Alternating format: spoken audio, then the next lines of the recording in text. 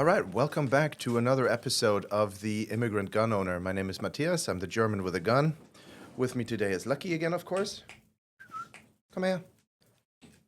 Lucky. I'm sure he'll pop into the screen at some point here. There he is. Come here. Anyways, if you've seen the channel before, you know that Lucky's always in studio with us. Most of the time he's under the table. With me today, I have a guest in studio. Her name is Emily Chen. Hi, Emily. Hi. So, you are a firearms instructor from Oceanside. Yes. All right. And we met in Las Vegas at SHOT Show because I invited people to dinner. And then Mike from San Diego County Gun Owners and Gun Owners Radio said, hey, can I bring somebody? And I said, yeah, sure, whoever you want to bring. And then so you showed up, and I didn't know you existed. I knew nothing about you before. But you came to, Lucky, come on. You came to that dinner, and I said to myself, wait a minute, you're exactly the type of person that I like to talk to on my channel. So you sent me a short little bio. I'm going to make you introduce yourself and give us a couple of facts about you from that bio, and then we'll go from there. It'll be really informal. We're just going to have a conversation. Okay. So tell everybody about yourself. So I'm a firearms instructor in Southern California. My two main ranges that I teach at are in Oceanside at Iron Sights Shooting Range and in Prado Olympic Shooting Park in Chino Hills. I've been shooting for, gosh, it's been so many years, but I would say since I was 13 years old. I've been an instructor for 8 years now, and I'm also a competitive shooter, and I mainly compete in USPSA. One thing that stuck out for me when you sent me your bio was how you got into shooting, right? So you were introduced into the shooting sports by your father, Yes. who ironically himself is not really into guns, right? Correct. So tell me about how that went. So my father learned how to shoot when he was in the Taiwanese military. They have to serve at least 2 years. And he thought he'd like to teach his daughter when she's old enough. So at 13, my dad took me to my first range, and he taught me how to pull the trigger. He didn't have any formal training to begin with. Unfortunately for me, it was a .357 revolver. So even though it was difficult at first, I became passionate about learning how to shoot mainly for the discipline of precision. There was not a lot that I was great at when I was a teenager, but that was one thing that I was pretty excited to pursue. And I continued to pursue that till I was 18, and I was able to own my first gun. It was a shotgun. From there, I started competing in trap and skeet at Prado Olympic Shooting Park. I was very blessed to have met several world champion shooters who was able to teach me as well while I was at Prado. And from there, turned 21, got myself a handgun, didn't have any formal training, sought out some formal training for myself, became very passionate about wanting to teach because I had such great instructors all over Southern California. And going from there, it just became what I felt was a calling for me. So I had a few other questions beforehand, but then you said something just now. So you haven't had any formal training, not a proper formalized class until you were 21? Correct. Wow. Yeah, I But- didn't know anything about sight alignment, sight picture. I would often go to the range between the ages of, I would say, 16 to 18, 13. I was too young to go by myself. But there were some people at the range who was willing to give me some tips, just again, no formal training. Yeah. So when I finally was able to purchase my own handgun, the first thing I thought is, I know nothing. I need to find someone who can teach me everything I need to know to do this safely. At the time, though, right before you decided to take your first formal class, were you already any good, though? No, I wouldn't say so. No?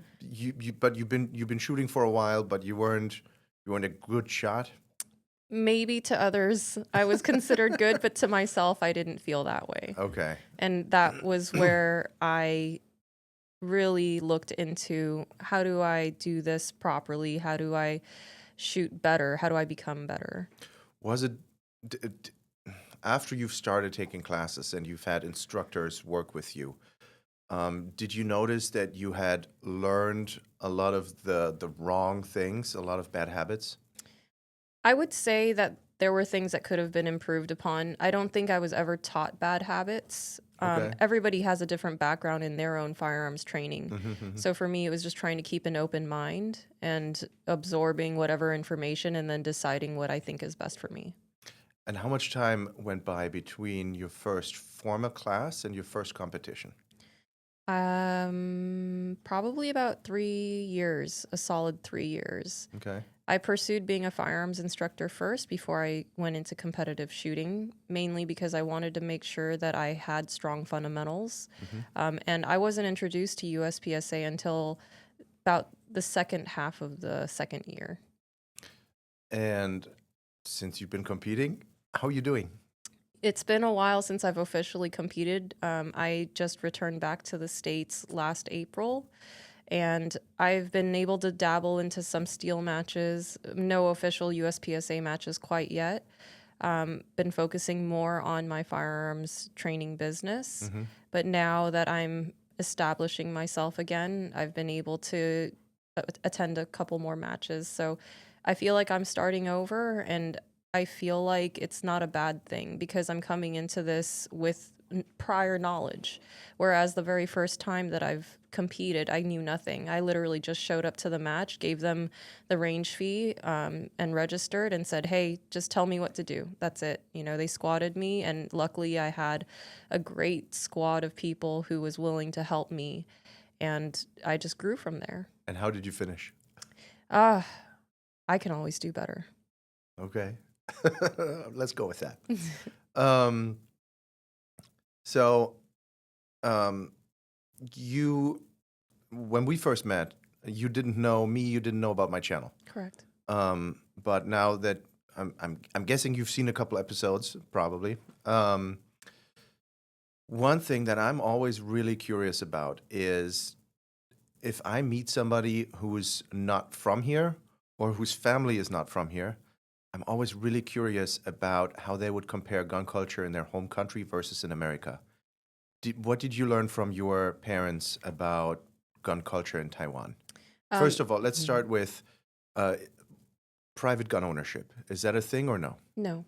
Okay. There's no such thing as private gun ownership. Only the government issues firearms to their law enforcement and or their military.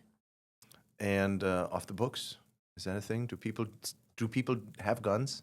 I'm not sure, actually. It's been so long since I've heard anything. As far as I'm concerned, you can't purchase any pistols. Mm-hmm. However, there are trap and skeet ranges out there, but it seems like those facilities can have firearms, but people can't own their own. Okay. So, pardon my ignorance, but all I know about Taiwan is China wants it. We don't want them to have it. And I don't know if that's still the case, but in the 90s, half my clothes had a label on it, made in Taiwan. And that's really all I know about Taiwan. What's the story there with hunting? Is that a thing? I really am very, very ignorant about Taiwan. There's a lot other countries that I know a lot more about, but Taiwan is not something that's ever been on my radar. Yeah, as far as I know, just the basics of it, private ownership is not a thing. However, there are native tribes out there who build their own. It's odd because Interesting. I didn't learn this from my family. This is something that came across Nat Geo, actually, National Geographics. Huh. And they were talking about my family's tribe. So my family comes from a tribe called the Hakka tribe. And for their own purposes, they will literally build from scratch shotguns or rifles.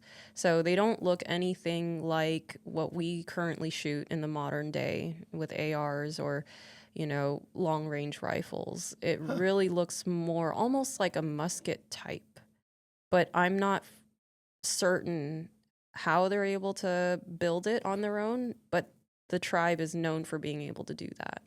Interesting. That's also a thing I would have never associated Taiwan with native people, you know? Yeah. I mean, It's a tropical island, yeah, and there's a lot of local tribes there. My it makes family, sense. on a tangent, my family dates back the family tree to the 13th century. No way. Yeah, so we've been in Taiwan for quite some time. That's a long time. Yes, yeah. But I Yeah. have no idea if any of my ancestors ever built their own shotguns or rifles. Yeah. I mean, chances are they might have. I think so. There's probably no record of it. No. Interesting. That's really cool. Um, yeah, who would have thought? I would have never, if you think about Samoa or New Zealand or those kind of, Pacific Islander type of communities, I would have never thought of Taiwan in that context. That's Yeah, interesting. yeah. No idea. Um, all right. How about in your household growing up? So you told me that your dad took you shooting, and then ended up being sort of kind of disappointed that you liked it so much. Correct. So I grew up in a household where weapons in general was just not allowed. My father is very traditional, and in his traditional mindset, his daughter was not supposed to be associated with those things. Traditional Taiwanese. Correct. Traditional American would be, yeah, let's have guns. Yes. Okay. So we never had any type of firearms, never even had a pocket knife in the house. Wow. And so when he took me to the range, he rented. He didn't think that that was something that I would become passionate about. So when I did turn 18 and I was able to purchase my own shotgun, I didn't tell him about it. Uh-oh.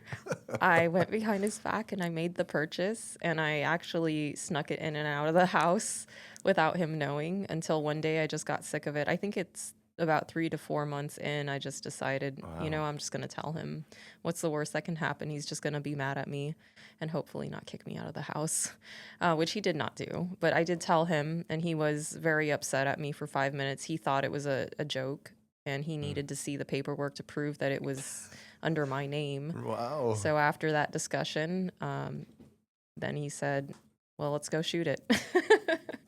And then he thought that that was going to be the last time that I would ever purchase a firearm, and that was not the case. So you have a big collection now? I have a decent collection. Yeah. When I started, when I got my first gun, I said to myself, I'll allow myself one gun every year. And I've not been able to keep that up. It gets pricey. I got close, but, I've not been able to keep that up. I've sold one gun ever. Otherwise, I think guns are like land. You only ever buy, you never sell. But, that one time I had a gun that I really did not like. I didn't think I was going to use it. So I said, I sold it for more than what I bought it for. So I felt that's okay good. about that. So how about now? Have you made amends with your dad? How does he feel about your business? I think that he's gotten to a place where he's accepted it. I think he's encouraging in the sense that his daughter is trying to be an entrepreneur.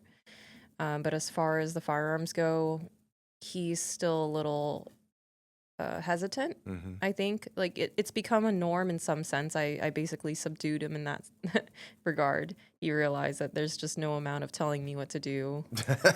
I'm very stubborn in that way, and I blame him for it. Okay. And that's the running joke, is that it's all his fault. If it wasn't for him, I never would have ended up here. Yeah. But I'm also very grateful for that. So I wrote an article for News 2A a while back titled Immigrants Underrepresented Among Gun Owners. And your family is a prime example of that. So when immigrants from, the vast majority of countries out there do not have gun rights. There's a possibility for gun ownership in some countries, but most of us that come here come from a background where gun ownership is either illegal or frowned upon. Yeah. And then when you're in the country, even though gun ownership in America is normal, but you come from somewhere where it's not normal, then your surroundings are not necessarily gun people. And so the exposure happens very slowly.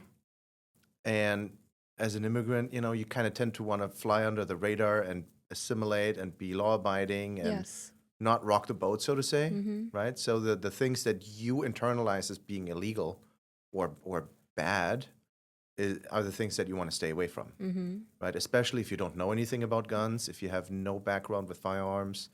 So immigrants are vastly underrepresented among gun owners compared to the share of the population that they make up. But with the subsequent generations, the gun ownership increases, and typically by the third generation, it's the same as American-born Americans, Yes.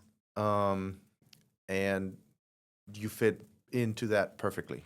I think what you talked about just now is correct because a lot of it is just the fear of the unknown. Hmm. If my father grew up in a country where only the military, only law enforcement had firearms, then that to him would be the norm. So when he comes to the United States and he sees that citizens are allowed to own their own firearms, what I'm recognizing in him specifically is that he's just not trusting of himself. Mm. So it's not a matter of someone shouldn't own it. It's more, I don't want to own it because I don't feel like I'm safe enough to Yeah. own one. And so he projected that onto me. His fear is still slightly ongoing, but because I've developed the routine where I do apply safe handling and I demonstrate that regularly and routinely, the fear is less there, if that makes any sense. Yeah, perfect. Makes perfect sense. So my dad was in the military for 35 years, and he was certified on all NATO arms as an instructor. Wow. Everything that's out there. He had a driver's license for everything that's out there, from moped to tanks, semi trucks, everything. He was, but his view of private gun ownership is very German, you know, And what is that mindset? anti anti gun ownership. My mother is even worse. She is very liberal in that sense, I remember she said one time, well, why do you want a gun? If you get a gun, then you're likely to going to use it. I was like, what kind of argument is that? It's not a good argument. Of course, I have the gun in case I need to use it. Yeah.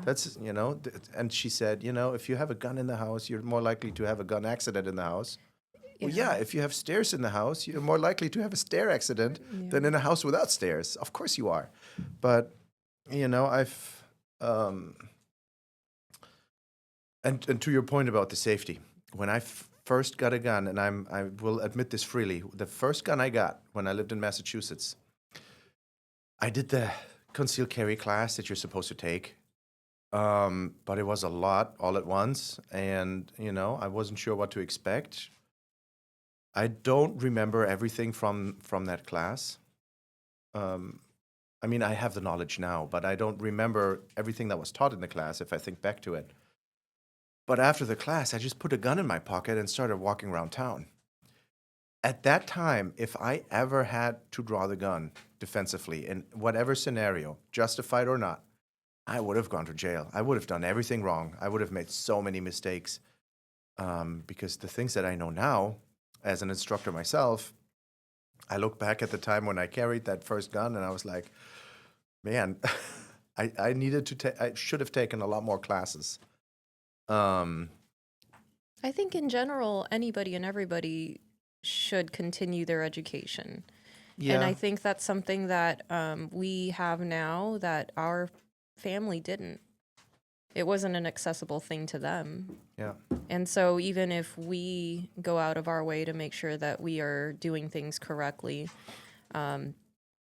there's always a thought in the back of their head, right? What if it goes wrong? And I Yeah. think that's something that I see in my father, because after all these years, and no matter how often I'm shooting or if I'm handling a firearm, he always thinks something is going to happen. And I think that's one of the bigger differences between naturalized citizens, immigrants, and American-born citizens. Um, I came here without having grown up with guns, without the background, without plinking with my dad or my grandpa, and the exposure as a kid. And then I came here as the uneducated person. I got the education, and now I'm passing that on to other people so that the next generation does grow up with that gun culture, right? So I'm the one that came here without it, but I learned about it, and now my kids learn about it. Yeah. And my parents they just don't get it. Yeah. And I explain it to them, and we talk about it sometimes, but I can tell my parents kind of don't want to talk about it because they're not here. They're still back in Europe, and they just don't get it. And I've learned that, for example, my brother is a police officer for, I don't know, 25 years already. He's been a cop, and he's a good shot. He's a John Wick type of guy. That's awesome. He's on the SWAT team. He's actually an instructor at the academy now, and his view is the same. He doesn't like civilian gun ownership. It's and the lack of trust. Well, it's the lack of trust, but also he hasn't seen that type of civilian gun ownership, right? So you and I were in the field. We know all the responsible gun owners. There are irresponsible gun owners out there, but course. by and large, American gun owners are very responsible about their gun ownership, just like somebody who's never been fishing is likely to get a hook in their hand. And the guy who's been fishing their whole lives, they know how the rod behaves, how it moves, where the hooks are, that sort of stuff. It's the simple analogy of everybody drives a vehicle. You have some people who are terrible drivers, but by and large, most people abide by the rules. I like to think so. Most people don't have accidents. But I mean, I drive a lot. Most people don't abide by the rules, but they do it in such a way that everybody breaks the same rules, and then it works. But I get the analogy. Yeah. So where was I going to go with this? I don't think my parents will ever be on board with this. They're Does over that there. frustrate you? They don't. It doesn't frustrate me. I've accepted that, and I never really thought about it as being a conflict or anything. That's just how they are. They grew up that way, and that's how I used to be. Actually, I went for as long as I lived in Germany. I was one of those people who always thought that these Americans and their guns, why is that a thing? But now I'm over here and I'm all on board. Mm-hmm. And I think it's a great thing. And I get frustrated by gun control, not just by the fact that, it's an infringement every time, but by the motivation behind it. The people that propose gun control have a motivation to propose gun control, and it's never what they say it is. Of course. Right? But preaching to the choir here.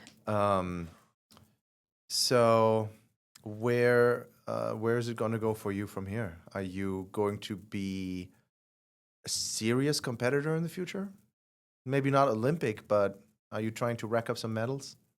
I would like to. I think right now I'm in a place where my business needs to grow a lot more. Like I said, I've just gotten back, and I'm still reestablishing myself.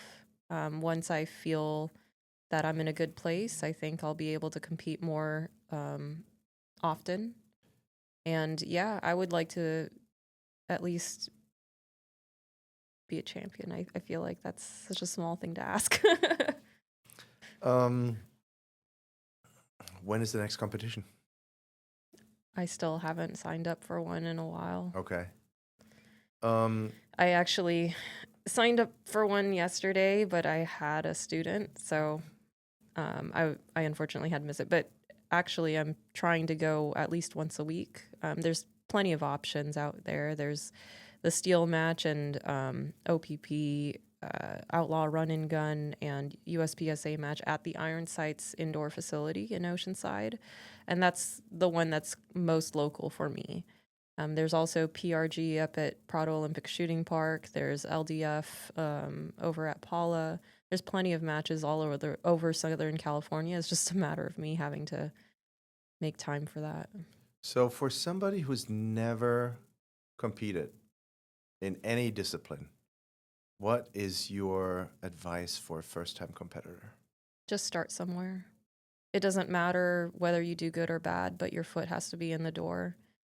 For example, when I started USPSA, I knew no one. I didn't know anything about United States Practical Shooting Association. I showed up, paid $40, and told them, hey, just tell me what to do. And now I'm so happy to hear that USPSA is a lot more welcoming towards women. In the past, it wasn't quite as so. So I did have a couple bumps along the way. But now that it's so much more welcoming, I feel like there's better opportunities for future female shooters as well. So I'm one of those people. I have never competed. I've seen some competitions. I've watched some. There's cowboy action shooting stuff at my club, and I've done like some informal stuff. Where just a friend and I, we were there and we tried to outshoot each other on like a dueling tree or something like that, but nothing formal ever. Yeah. For me, it's I guess a financial constraint because I have to go to work. I have to, you probably need equipment, right? Can you just show up with a gun and a holster? Is that all you need? Or So as long as you keep the gun in a case and you show up and you tell them, hey, I have a firearm, maybe I don't have a holster, and that would be perfectly fine because Really? they'll find exceptions for you. There's plenty of competitions that understand that not everybody's going to have equipment ready. And so they kind of walk you through the process. That's interesting. I think it's great now that they're providing that type of information. In the past, I was trying to figure that out myself. Where do I find the right equipment? What do I need? Again, finding the right people at the matches to help you with any questions that you have is so essential. And just getting started, it doesn't matter if you do good. It doesn't matter if you do bad. It's just a matter of getting started somewhere. Interesting. It's on my bucket list for sure, but maybe I'm making excuses too because I don't want to come in last or look stupid or whatever. I mean, I definitely relate with that, especially after I haven't shot for over 3 years. Yeah. I almost feel like I'm too afraid because what if I prove to myself that I'm not as good as I thought I was? But I'm never going to be good enough if I don't start. And so that's something that I also tell my students who I've started introducing competition shooting to, whether it's just a steel match or if it's USPSA, trap and skeet, you name it. Show up, bring what you have, let them know what you have and what you don't have, and they will help you. What type of courses do you teach? Who are your students? A lot of my students are civilians. I do also have some military personnel and veterans. I have been able to help students from all different backgrounds in regards to competition. They've always been interested, but again, they never had any type of training. They have no idea.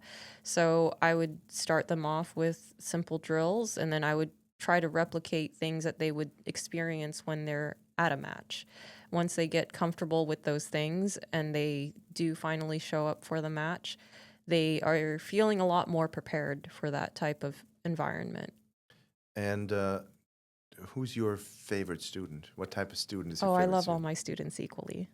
Well, I mean, do you prefer beginners or do you like somebody who's all into that tactical stuff? Do you prefer, like the old veterans or, middle-aged ladies? It's really hard because I've actually never thought about favorites because for me, I see it as an opportunity to just teach them something they've never had. Let me rephrase the question. Yeah. What do you enjoy teaching the most? What do I enjoy teaching the most? And maybe that's your favorite student. I don't have an No? answer because everybody's so different. And when I introduce something new and that light bulb goes off and I see them succeeding, God, that's so rewarding.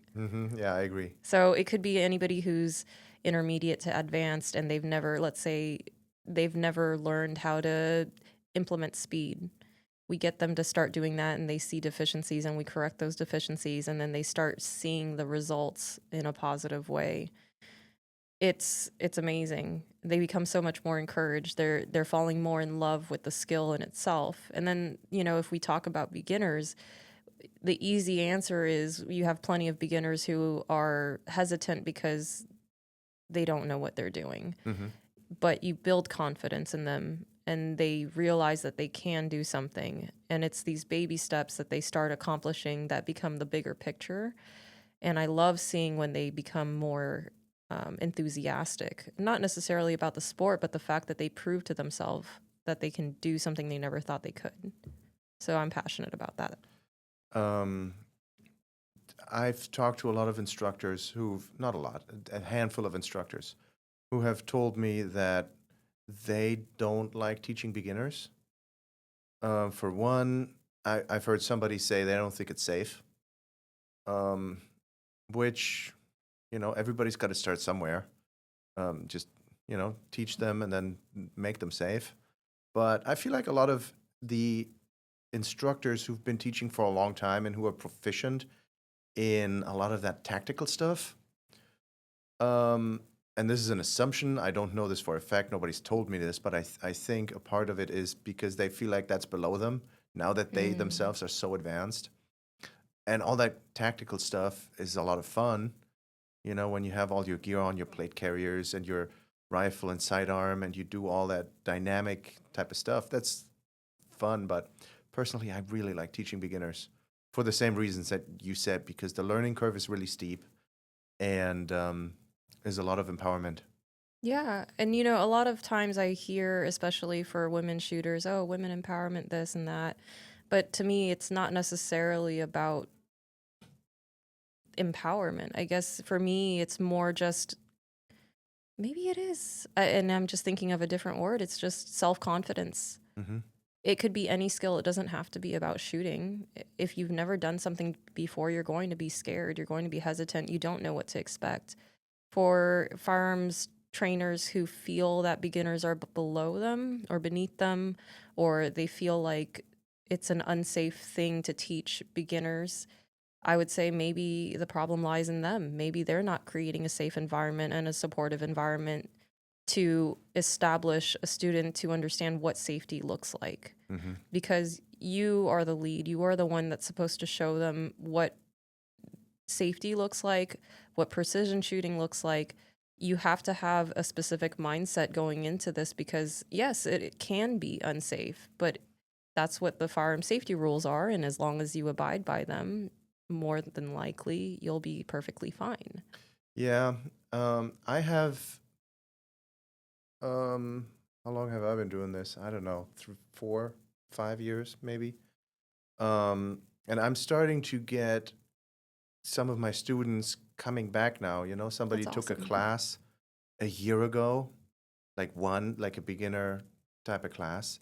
And then I have some students coming back now hitting me up and say, hey, look, a while ago we took this class. I don't know if you remember me, but I think we want to come back and do more and learn more. And so now I have some of my students once a month that come in and we build from there. That's excellent. Um, I always want to, what's the opposite of pushy? I don't want to be pushy, Mm-hmm. right? So if I offer, hey, when you're ready, come back. We have different stuff. Here's a curriculum.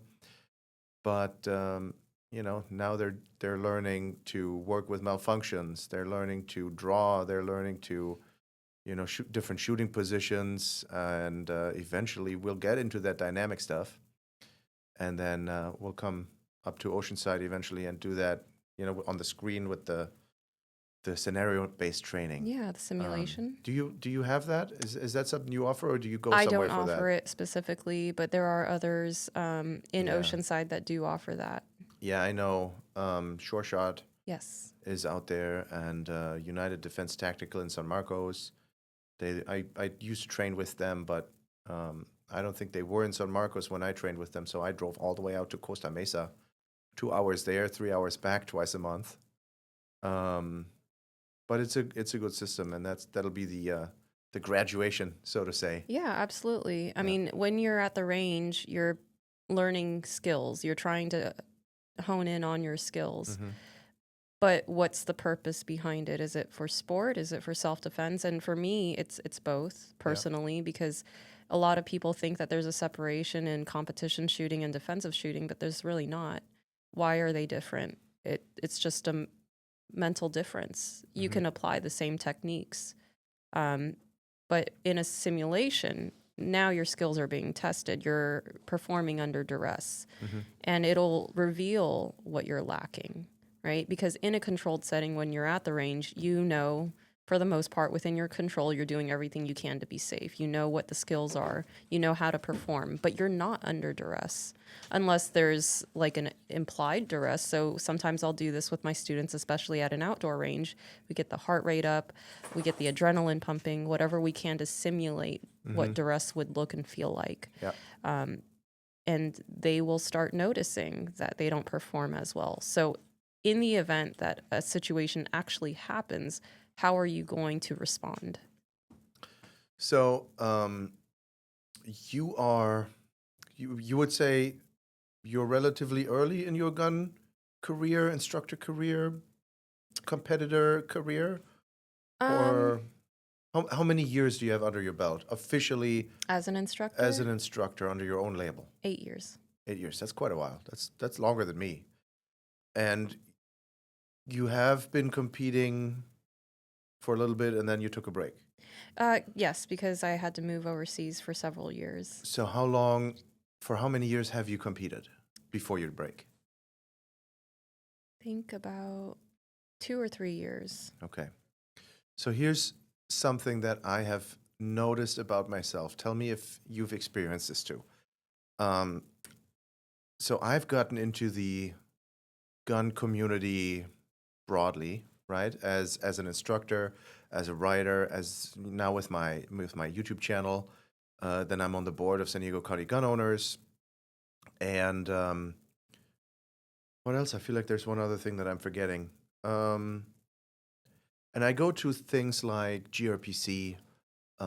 This year for the first time I was at SHOT Show, and I'm hoping I can make it to the NRA meeting next year. That this year I won't be able to make it. Um, and when I go to some of those events, I see a lot of the same people. And I'm connected with some of those people. And when I show up somewhere, it's happened to me that people I've never met recognize me, or they've at least heard about me. And I feel like I get imposter syndrome. I feel the same way. I feel like I'm new here and I'm just starting. It's been like 4 or 5 years or so, but there are so many people there who have much greater skill, who have done this longer. But at the same time, then I look back and I say, you know what? I know NRA board members. I know some of the big names. I know people who are nationally known in the gun community who have my number, and we text each other sometimes. And I feel like, am I supposed to have imposter syndrome? Am I just, is that in my head? Um, and I don't want to say it bothers me, but I think about that from time to time. Is that, how do you feel about that? I do relate with that, especially after I'd been away for several years. Coming back, having to start over, it just feels like it was rough. Um, did you close your business down when you left? It was on hiatus. Mhm. So while I was overseas, luckily I had the opportunity to contract with the military a couple times, and I was also able to help work with some Marines for their own competitions as well. Luckily, I had at the time met Gunnar Hagen, who invited me to a competition, and after I was able to attend, he realized that I was able to help design some stages that were specifically for building skills? What is it that they're having to focus on one stage versus another? A lot of times, the Marine Corps in general, they're very structured in their movements, but not in a dynamic way. There's not a lot of exposure to it. So me being present was able to help let them know, hey, there's other ways of doing things. What do you mean they're not dynamic? In the sense that, for example, when they're learning how to shoot and move at the same time, they only move forward or they only move laterally, and that's it. Interesting. Yeah. So, So these competitions that he had actually brought to the Marine Corps, it introduced dynamic movement where more natural flow of movement. correct. Interesting. Yeah. So it was awesome to see them build new skills, but for me it also exposed that they weren't getting the training that they needed, which at the time Gunnar Hagen was really he was really trying to put on more shooting workshops so that the Marines could be more exposed to things that they haven't learned outside the Marine Corps. Interesting. I would have always thought the Marine Corps training is top tier. I'm sure in many ways they are. They would have done stuff like that already, because the Marine Corps sees a lot of combat. They do. You know, they're always in the front lines, so you would think that they get that sort of training. I think that there's a certain level that the majority of the Marine Corps, the Marines, they're able to meet as far as pistol qualifications and rifle qualifications. They do have competitions, but in between the times that they're doing their qualifications and perhaps a competition coming up, they don't.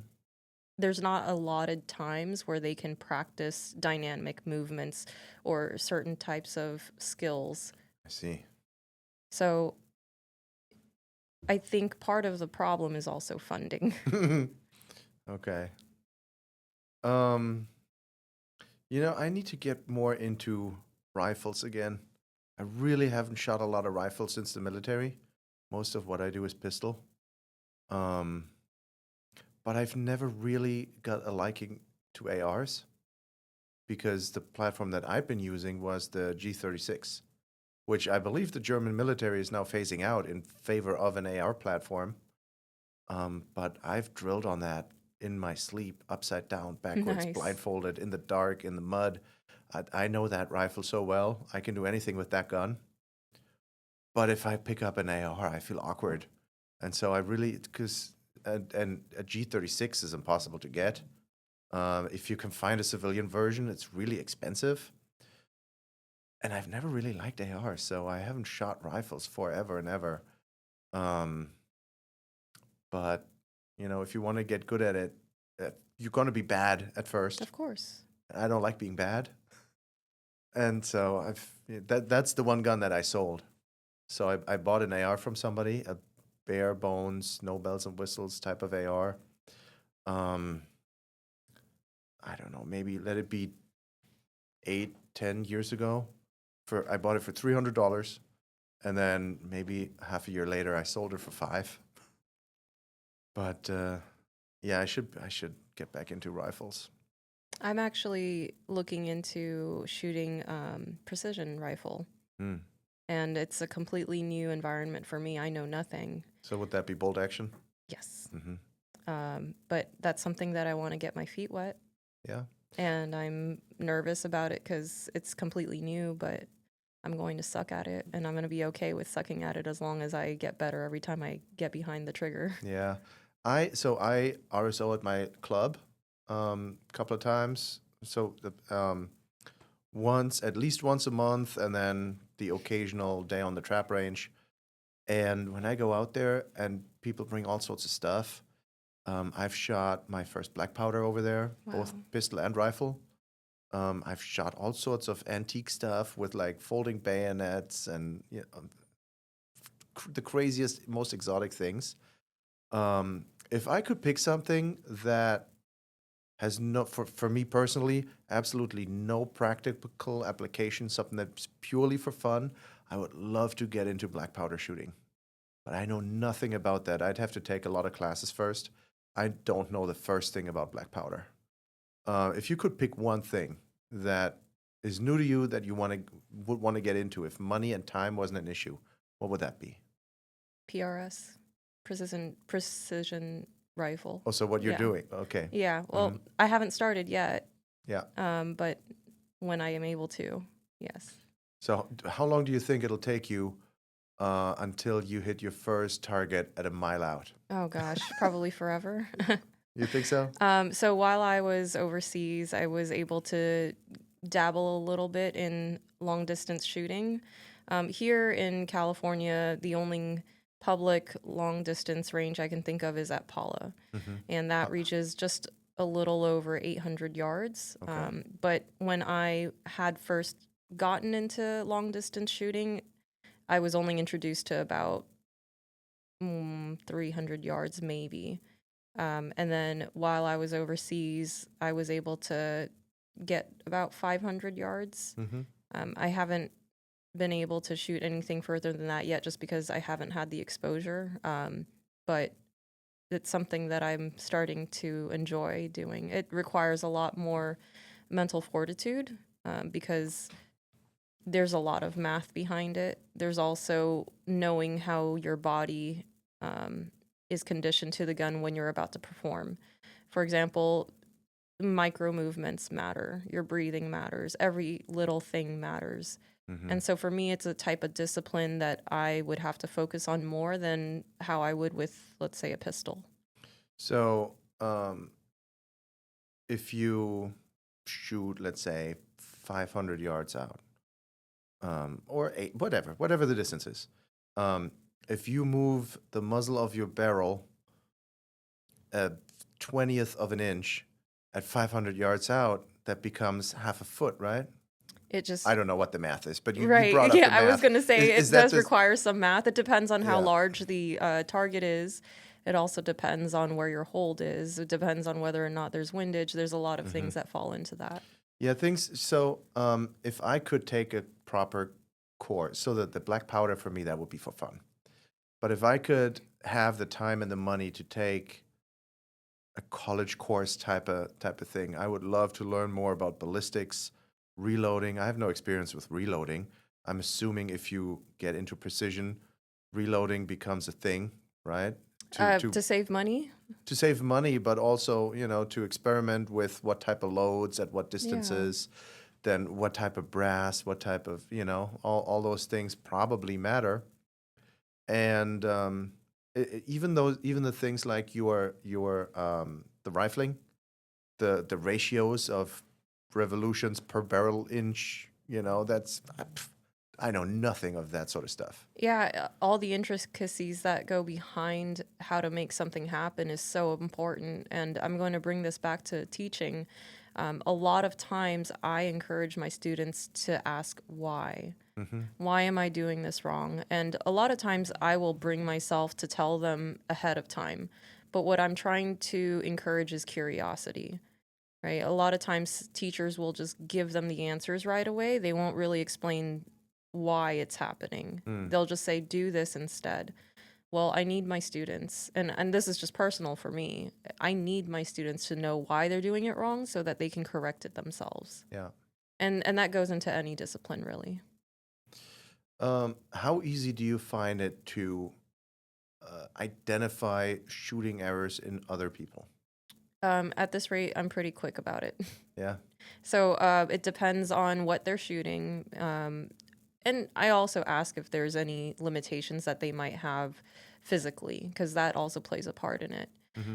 But in general, if I see someone's improper grip or maybe their sights are slightly off, because it depends on where I'm standing. Let's say that if they're a right-handed shooter and I'm standing on the right side, I might see more than I would on the left side. So oftentimes if I have established a level of safety with my students where I can trust that they can hold the gun on their own without my assistance, I'll position myself to where I might be able to see different things more. Yeah. I've found some shooting errors easier to identify than others. It's if somebody doesn't see their sights properly, I can't see what you're seeing, right? Right, you don't have their eyes. I find that is a difficult one, and then all you got is where your holes end up on the paper, right? And that one I feel like is process of elimination, right? If Yes. the trigger pull is good, if the grip is good, if um, but I've had students where I was like, I don't know. I don't know why you're shooting that way. I can't, Some I've had was super easy. It's super obvious. Somebody has their whole entire finger in the trigger guard. Mm-hmm. That's an easy one. Mm-hmm. But I've had students where I told them, I don't know. I think you should ask somebody else I because think, I really don't know why you're shooting like that, and I couldn't, you know. yeah, and I think as an instructor, that is very humbling to say because I think it's very necessary to be transparent with your student as well. If you've done the process of elimination and you can't come up with an idea, you might seek another instructor to help your student, or you might suggest that they seek a specific instructor Yeah. that might be able to help them in a way that you haven't been able to. I mean, my students aren't stupid.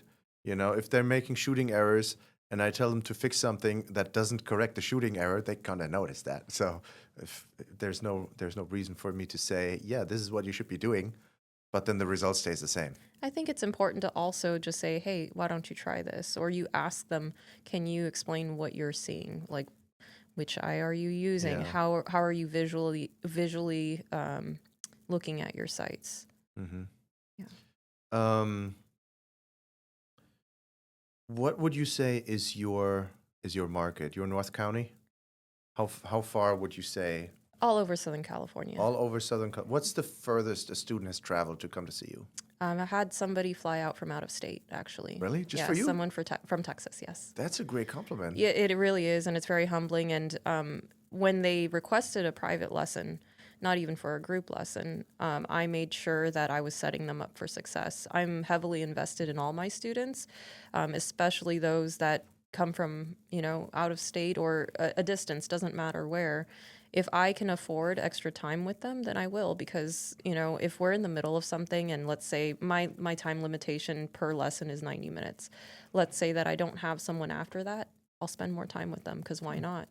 I want them to walk away feeling confident, feeling like they've accomplished something and that they know what they need to work on to be better next time.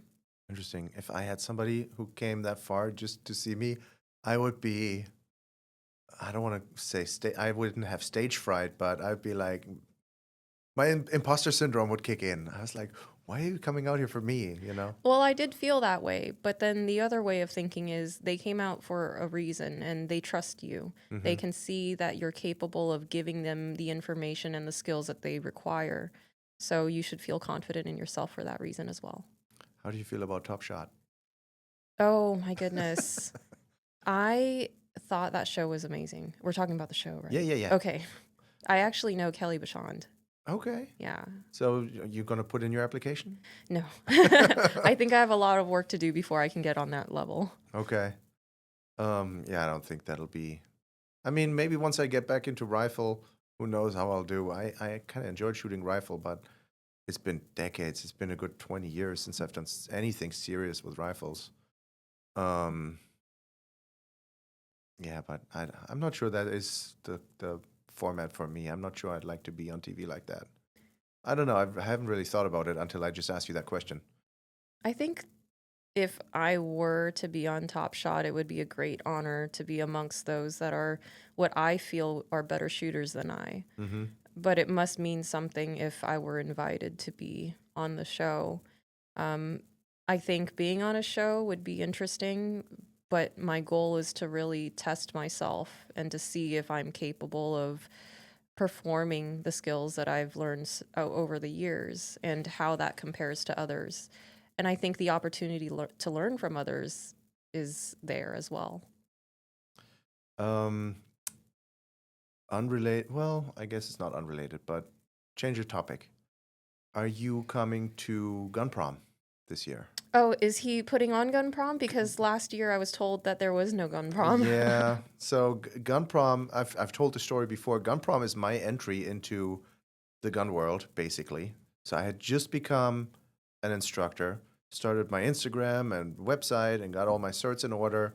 And so I started reaching out to other people in the gun world, and then I saw this ad on Instagram or wherever it was, maybe Instagram. Hey, sign up for the newsletter at Gun Owners Radio. Have a chance to win 2 tickets to Gun Prom. And so I clicked on that. I submitted my email address. I've been getting the newsletters. And then a couple months later, I got this super non-suspicious email. Hey, you won. Click on this. I was like, nah. I didn't click on it for a few days. And then I decided, oh, let me at least open it. And sure enough, I had won the tickets to Gun Prom. That's awesome. Through Gun Owners Radio. And so at Gun Prom, I sat at the media table with John Petrolino, Charlie Cook, Ursula Williams, and Rich, who produces Gun Owners Radio. I always say you recognize the studio here. And I stayed in touch with these people, and then I went to the next Gun Prom. I think I went to 3, maybe 2 or 3. And then we didn't have Gun Prom. And Gun Prom was always my favorite event of the year. Yes. I would measure time not from New Year's to New Year's, but from Gun Prom to Gun Prom. Yeah. And so this year Gun Prom is back on. When is it? May 9th. Oh. The day. Oh, what?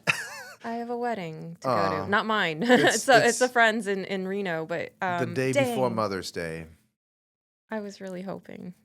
Well, can you split your time? I wish. Can you be at the reception in the morning and then come out here at night? It actually starts at night. I know. But Gun Prom was extremely exciting in the past. Like I've enjoyed participating. It was awesome to see the community coming together. I loved when they used to have raffle giveaways for guns. Mm-hmm. And it was really awesome to see others from out of state that would also participate as well. The community coming together, funding education for those that are looking for firearms education, and just building a stronger bond within the community to help network and whatnot. So for me personally, Gun Prom is just a fun event. I love going to Gun Prom because I like an opportunity to wear a suit, but it's just a fun event. It is. For all the reasons that you mentioned, but obviously me being on the board of San Diego County Gun Owners who hosts Gun Prom, if anybody's watching, listening, obviously I'm going to advertise Gun Prom. Escondido at the Center for the Arts, May 9th. What was I going to say about Gun Prom? The first few times I went, I was super impressed by the size of it and the caliber of the people that are attending. Like San Diego County Gun Owners is obviously San Diego County is a small local group, is a grassroots group, but the people that know about it and the people that show up to this thing is just everybody from all over, from people from the NRA, journalists, shooters, competitors, influencers. It's almost like I don't want to say a SHOT Show, but it's one of those events where it's almost like a national event, right? Even though it's a local group, but I'm super excited about Gun Prom. It'll be a little bit smaller this year, but hopefully next year it'll be back to 1,000 attendees. I remembered when Gun Prom was in its prime, and my gosh, it was really awesome. I hope that this year is just as successful. How often have you gone? I've only gone one time. Do you remember what year? No, it had to have been maybe 2018, 19. Ah, that was before I was part of this. Mike Schwartz did an amazing job to put it on, and his team. Yeah. So I'm looking forward to Gun Prom. What about April? You have plans for April? Would you like to meet Chad Bianco? Oh, I would love to. I mean, I'll introduce you. I'm definitely hoping that he wins. I'm saying that like I know him, but I've never met him either. But when is that, Rich? That's April 24th, 26th, 24th? Correct. April 24th. If I may, I'll do it. Did my homework there. I'm excited. I think I have to try and talk to him, catch him if I can, and ask him if he wants to come on, because if he does win, once he's governor, he won't have the time anymore. I think that he would be more than happy to sit with you. I hope so. The channel is still kind of small. It doesn't have the kind of reach that might be beneficial for a person of his caliber. But I don't think he sees it that way. I'm hoping that he would. See, that's me having imposter syndrome. I again. know. I always think, hey, one day I'll be big. but there's a lot of people that already know me. So But it's not even just about knowing people. It's the fact that he recognizes that everyday citizens, whether it's running their lucky. own business or if it's doing a podcast, he wants to be part of it because he wants to connect with the community, right? Yeah. And I think that by helping you, it also in turn helps him. I haven't met him. I don't know him personally, but you're right. He does seem like that kind of person. So if I can catch him next month, I will definitely ask him. It's not like I have his number or anything, but yeah. So let's hope that all works out. How do people find you? So most people will know me from my Instagram, which is aim to misbehave. That's spelled AIM. Oh my gosh, I'm gonna have to cut that out. I have to, I You need to usually see don't it, have to right? Spell it. You're visual. You need to Yeah, see it. yeah. So my Instagram. Wait, I can is- look it up. I have your Instagram. Oh my goodness. AIM, the number 2, MS.BEHAVE. So let's see. AIM number 2 MS dot behave. Yes. You could also just type in your name. I suppose I That's guess how- some people have told me that they Googled me and I've never done that. It just feels weird too, but they found me on Google as well.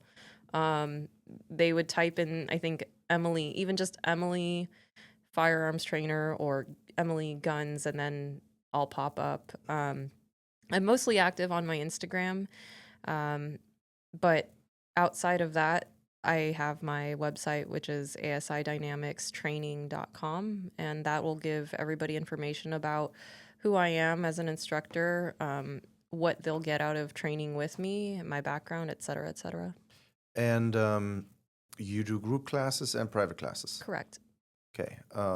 Monday through Friday or Monday by through Sunday. appointment, any day of the week? Yeah. So right now I'm pretty much available throughout the week. A lot of times weekends are usually packed. That's when everybody's not working. Yeah. But for those, for example, in the military where they have the typical 9 to 5, or even I guess civilians too, they'll ask to have lessons in the evening, and I'm more than happy to accommodate. Cool. Yeah, keep your calendar open. April 24th. I'm just going to say when Chad Bianco comes into town, I'll introduce you. That would be lovely. I don't know him either, but I'll just grab him and I say, hey, this is Emily. So that'll be a fun event. I honestly have never met a candidate for an office that high.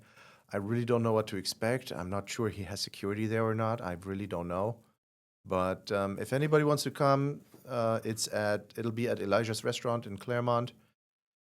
What time does it start, Rich? I don't know. If I had to guess, if I had to guess, I'd say it'd be 6 o'clock.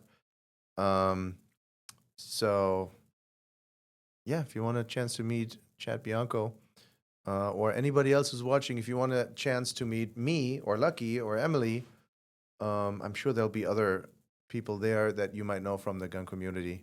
I think it's just really important that the community comes together Yeah. and builds a network, because there's so many opportunities for people to be there to offer something. And the best surprise is when you're not necessarily looking for something and it just falls into your lap. And you know what? I have to say I love that about the gun community, because I've been in other communities as a martial artist, in college, in all sorts of professional environments, but that all has just dissipated over time and petered out. And I'm not even in touch with one person from high school anymore. Not as, I mean, I'm over here, they're all over there, but even with social media, that's no longer a thing. But I stay in touch with the people I met in the gun community. And I know there's people there who have otherwise vastly different political views on all sorts of topics, be it immigration or gender politics or fiscal policies. But we don't talk about those things. We talk about the gun stuff that we have in common. And I think the gun community is different in that way, at least in my experience. I can't speak for everybody. If you've been to other communities, that have given you that type of connection, and that's great for you. But for me, that hasn't happened with anybody other than the people in the gun community. Why do you think that? I am not sure. I think it has something to do with the fact that, for lack of a better word, the gun community is, no, I don't want to say they're not safe, but when I use the phrase that the gun community is under attack, politically speaking, right, with gun control, with unreasonable legislation, with so for example, I'm going to have Gary Gibson on again in the future. We talk about restraining orders. Um, that is, for example, something that doesn't happen to a lot of other communities, right? Sure, there's Jewish hate and there's transphobia, and those communities rally over those things. But I'm not in that community. I'm in the gun community, so we come together to defend our interests. And when everything is smooth sailing and sunshine every day, then you can relax, you can lean back, you can put your feet up. But we can never do that. We always have to be active. And there's always somebody who's working on something that's interesting, that is influential. And I feel like that is very inspiring. That is rallying. That is, so. And I think that in your own way, as an instructor, it might not seem like very much, but how many times have you had someone who was afraid of firearms that came to you, It's and then you happened. converted them? I've had students who shot the first round and started crying. Yeah, But by the end of the class, they were all smiles. Yes, I've had students too, both men and women, who've come to me very, very, very scared to where they weren't ready to shoot live. I said, that's fine. We don't have to. We can do dry fire. What's dry fire? Dry fire is the application of the techniques that you would use when you're shooting live ammunition. Everything remains the same. All that's going to happen is a click instead of a bang. Yeah. And they're more open to that. I've had even male students who, after they fired their first round, they were also a little teary-eyed. But I think it's them building it up in their head, right? When they realize that it wasn't so bad, that's when the real work begins. And this comes with any type of skill, whether it's learning to drive a car or if you're doing something new in general, you're always going to build it up and amp it up in your mind. You're going to be so hesitant because, well, one, am I being safe about this, or am I just biting off more than I can chew? You're starting to talk yourself out of it.